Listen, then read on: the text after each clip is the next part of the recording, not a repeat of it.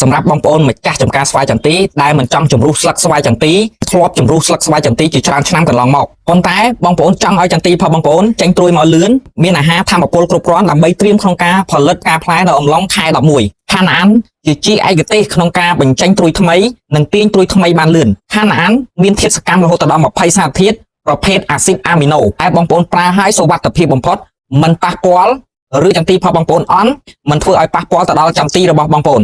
បែបធម្មជាតិហើយសុវត្ថិភាពបំផុតបងប្អូនប្រើត្រឹមតែ7ទៅ10ថ្ងៃធ្វើឲ្យចន្ទីរបស់បងប្អូនលាស់ត្រួយមកថ្មីបានយ៉ាងលឿនអញ្ចឹងសម្រាប់ចន្ទីបងប្អូនដែលកំពុងតែចង់បញ្ចេញត្រួយនៅក្នុងអំឡុងខែហ្នឹងដែលល្អបំផុតដើម្បីត្រៀមផលិតផ្កាផ្លែហ្នឹងនៅអំឡុងខែ11ចន្ទីរបស់បងប្អូនមិនអាចចេញត្រួយមកបានលឿនដោយសារការកង្វះសារធាតុចិញ្ចឹមការកង្វះជីជាតិដីរងនៃការលិចទឹកធ្វើឲ្យចន្ទីរបស់បងប្អូនហ្នឹងគឺมันអាចបញ្ចេញត្រួយមកបានចន្ទីមានអាយុច្រើនឆ្នាំចន្ទីបងប្អូនហ្នឹងគឺស្លឹកច្រេះចន្ទីខ្វាក់ត្រួយ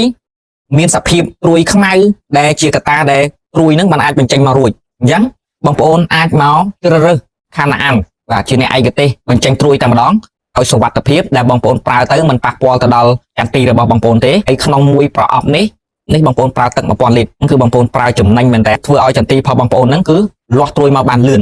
ហើយសុវត្ថិភាពបំផុតអញ្ចឹងបងប្អូនត្រូវការបងប្អូនអាចទំនាក់ទំនងមកបានប្រើត្រឹមតែរយៈពេល7ទៅ10ថ្ងៃទេធ្វើឲ្យចន្ទីរបស់បងប្អូនដើមចេញត្រួយមកហើយបាទចាប់ដើមចេញត្រួយមកហើយបាទអញ្ចឹងបងប្អូនអាចជ្រើសរើសខានអាននេះយកទៅប្រើប្រាស់បាន